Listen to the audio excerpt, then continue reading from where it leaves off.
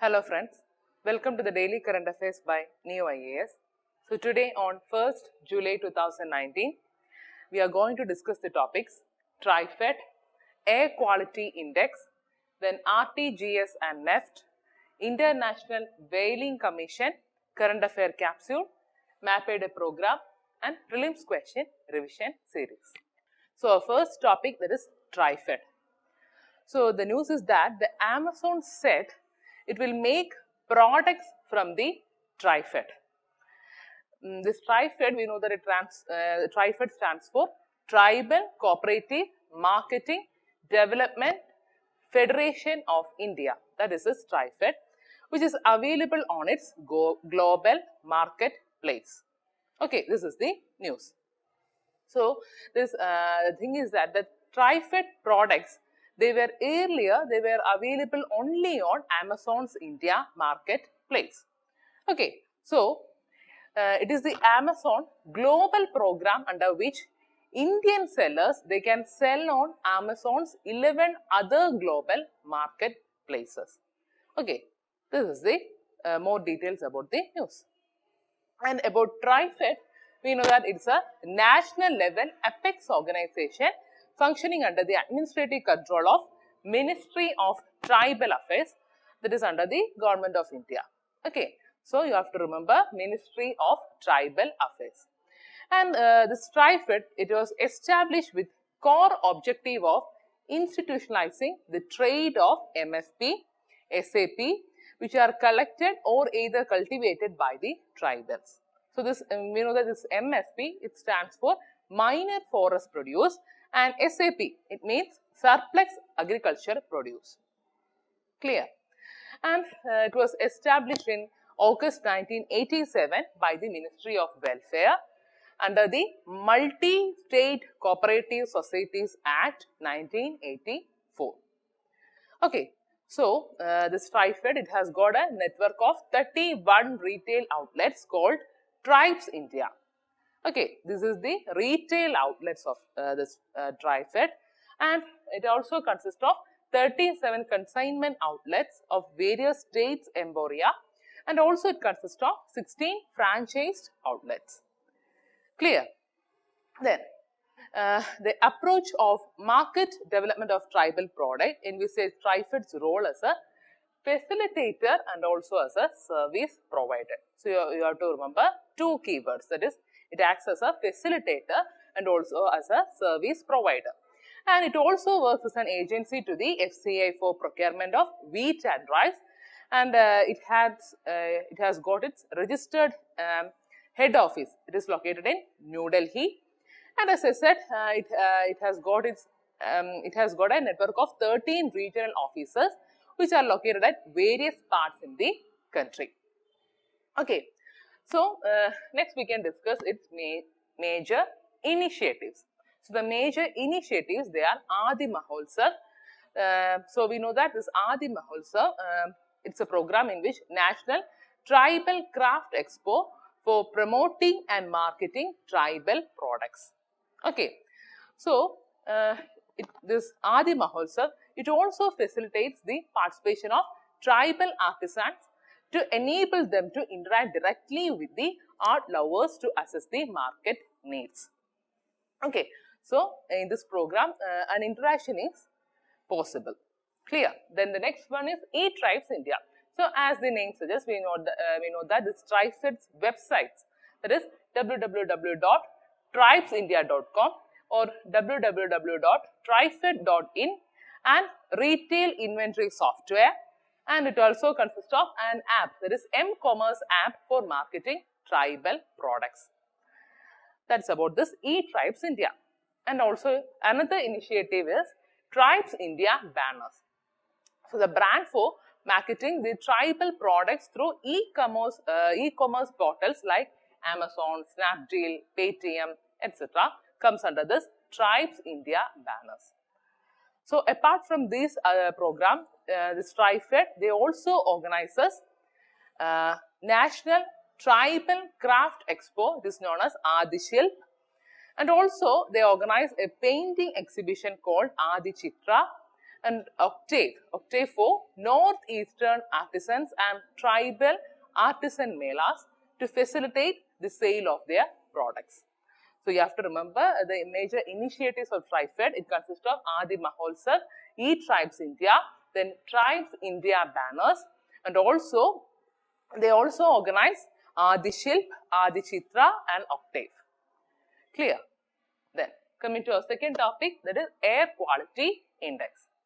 So why it came in news is that the Delhi ozone level, it went beyond the limit for 95 days in the last 3 years, according to the air quality index of the CPCB, that is Central Pollution Control Board. This is the news. And we know that this air quality index, actually it is a tool for effective communication of air quality status to people in terms which will be easy for the people to understand. Clear? So the thing is that it transfers complex air quality data of various pollutants into a single number. We commonly call it as the index number or index value, and we also use certain nomenclature and also color, so that the common man, they will be able to understand. Okay, so there is a term, there is one number, one color, one description for the common man to judge the air quality within his vicinity. Okay, you have to remember this: one number, one color, and one description. And it was launched by the Ministry of Environment and Forest in 2014. And this index, it was prepared by an expert group that is set up by MOEFC. And as I said, it includes prominent medical doctors from leading hospitals, and it also consists of research bodies including IIT Kanpur and CSE. Okay, that's all about this expert group. And about the measurement, or each of these categories, it is decided based on an ambient concentration values of the air pollutants and also their likely health impacts. So this ratio, it is known as the health break points. So this air quality subindex and the health break points, they are evolved for 8 pollutants. Okay, I'll tell its names. They are PM10, that is particulate matter, 10 micrometers or even less in diameter.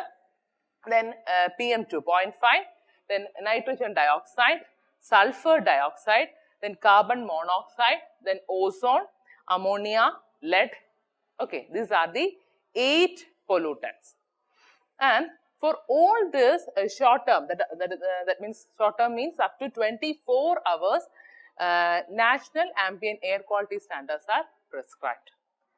So among this, the primary pollutant in most of the Indian cities is PM2.5 or particles that are even smaller than this 2.5 microns, and it is linked to respiratory illness. Okay, so that's about this measurement. And here I'll also say another related information, that is about SAFER. Okay, this SAFER actually is a research-based initiative of integrating air quality with the health advisories and food security. And this SAFER, it stands for System of Air Quality and Weather Forecasting, and comes under the Ministry of Earth Science. Okay, and the thing is that it provides a frontier research-based scientific accredited robust air quality forecasting system for Indian metropolitan cities. Okay, so actually when you are studying the air quality index, you please note about this SAFER. Okay, then our next topic, that is RTGS and NEFT. So the news is that this RTGS and NEFT money transfer to cost less amount from today onwards. That is the news. So let's look about this RTGS and NEFT. So we know that this RTGS, it's a system where there is continuous and you have to note real-time settlement of fund transfers individually or on a transaction by transaction basis. That means without netting. Okay, this RTGS, we know that it stands for real-time gross settlement. And what is this real-time? This real-time, it means the processing of instruction at the same time when they are received. That is this real time. Then the next statement, that is gross settlement. This gross settlement, it means that the settlement of the fund transfer instruction occurs individually. That is this gross settlement. So, the thing you have to remember that the payments under this RTGS, they are final and also they are irreversible. Okay. Then, and talking about this timing, we know that this RTGS, it is not a 24/7 system. Currently, the RTGS service window for customer transaction, it is available to banks from 8 AM to 6 PM. Okay, so you have to remember it's not a 24/7 system. And talking about its limits, the RTGS system, it's primarily meant for large value transaction. So, hence, the minimum amount to be remitted through this RTGS system, it is 2 lakh. And the thing is that there is no upper or no maximum ceiling. So, the minimum amount to be remitted through this RTGS system, it is 2 lakh. Clear? Then, about NEFT. So, NEFT, it stands for National Electronic Funds Transfer, and it is an electronic fund transfer system which is maintained by the RBI. And we know that it was set up, or it was established and maintained by the IDRBT. IDRBT stands for Institute for Development and Research in Banking Technology, and it was established in November 2005. Okay, and this NEFT, it enables bank customers in India to transfer funds between any two NEFT-enabled bank accounts on a one-to-one basis. Okay, and another thing is that it is done via electronic messages, and the main difference is that unlike this RTGS, the fund transfers through this NEFT system, they do not occur in real-time basis. Okay, that is the difference between RTGS and NEFT. Clear? Then, about its timing, this NEFT settles fund transfers in half-hourly batches with 23 settlements. That means this 23 settlements occurring between 8 AM and 7 PM on weekdays, and then first and third and fifth Saturday of the calendar month. And this transfers, it is initiated outside this time period. They are settled at the next available window. And please note that no settlements are made on the second and fourth Saturday of the month, or on Sundays, or on public holidays. Okay, that's about its timing. And about the limit, the minimum amount transaction, it can be as low as ₹1. And unlike RTGS, there is no maximum amount assigned by the RBI for this NEFT transaction. Okay, but however, a maximum amount per transaction, that means a maximum amount per each transaction, it is limited to 50,000 for cash-based remittance within India. Okay, so in total, we can say that the main basic difference between this RTGS and NEFT is that this NEFT, it's an electronic fund transfer system in which the transaction received up to a particular time are processed in batches. That is this NEFT. And contrary to this, the RTGS, the transactions, they are processed continuously on a transaction by transaction basis throughout the RTGS business hours. Okay, that is the main difference that you have to note. Clear? Then, our next topic, that is International Whaling Commission. So, the news is that the Japan withdrew from the International Whaling Commission as announced earlier after more than 60 years of its membership. Okay, so the withdrawal, it comes into effect on June 30, 2019, and the Japanese whalers, they will be able to resume hunting in Japanese coastal waters of mink and other types of whales currently protected by the IWC. Okay, and another important thing that you have to notice that the Japan, they will not be able to continue scientific research hunts in the Antarctica. That the reason is that it has been exceptionally allowed as an IWC member under the Antarctic Treaty. Okay, but it will be limited to Japan's territorial waters and exclusive economic zones And with this, the Japan, it joins the Iceland and Norway in openly defying the IWC's ban on commercial whale hunting. Okay, this whaling, it is considered as an important part of Japanese tradition. Okay, so here you have to know that the Japan, it will not be able to continue scientific research hunts in the Antarctica, and that it has been exceptionally allowed as an IWC member under the Antarctic Treaty. Then, so about this International Whaling Commission, we know that this IWC, it is the global body that is charged with the conservation of whales and the management of whaling. And this IWC, currently it has got 89 member governments from countries all over the world, and all the members, they are signatories to ICRW. Okay, so what is this ICRW? ICRW means International Convention for the Regulation of Whaling. So all these members, they are signatories to ICRW, and this convention, it is the legal framework which was established in the IWC in 1946, and its headquarters, it is located in England, and an uncertainty over whale numbers. This led to the introduction of a moratorium on commercial whaling in 1986.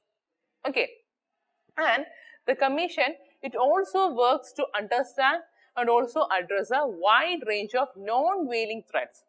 So there are certain non-whaling threats which includes entanglement, then ship strike, then even marine debris, or we can also say climate change and some other environmental concern. Okay, so that's about this International Whaling Commission. And next, in current affair capsule, you have got Tamil yeomen. Okay, actually this Tamil yeomen, it is the official state butterfly of Tamil Nadu, on the lines of the state tree, that is palm, then bird, that is emerald dove, then flower, gloriosa, and animal, that is Nilgiri tar. Okay, so these types of questions, it can be asked in prelims. That's why I took this topic. So you have to remember, Tamil yeomen, it is the official state butterfly of Tamil Nadu. So with this, what happens is that the Tamil Nadu, it has become only the 5th state to have a state butterfly. So others are this Maharashtra, we know that blue marmot is a state butterfly, followed by Uttarakhand, that is its state butterfly, it is known as common peacock. Then Karnataka, southern birdwing, and Kerala, Papilio Buddha or Buddha Mayuri, and the 5th one, that is Tamil Nadu, that is Tamil yeomen. Okay. Then today in map aided program, we will be continuing with major crops in India, and today is jute. So jute, it is a said crop and it is known as a golden fiber. So it grows well on well-drained fertile soil in the floodplains where soils are renewed every year. And you have to note that high temperature is required during the time of the growth, and the main varieties of jute are Tosa jute and white jute. And the soil it requires sandy and also clayey loam type of soil. Okay, and the main uses, it's mainly used in making bags, then mats, ropes, then carpets and other artifacts. So what happens to the jute industry is that due to its high cost, it is losing its market to synthetic fibers and packing materials, particularly the nylon. Okay, and the leading producers, they are West Bengal, Odisha, Bihar, Assam, then Andhra Pradesh, Uttar Pradesh and Meghalaya. They are the major jute producing states. So in last class, I have asked you to find out the National Cotton Research Institute. So the National Cotton Research Institute, the answer is, it is situated in Nagpur in Maharashtra. So today your question is, please find where the Jute Research Institute is located.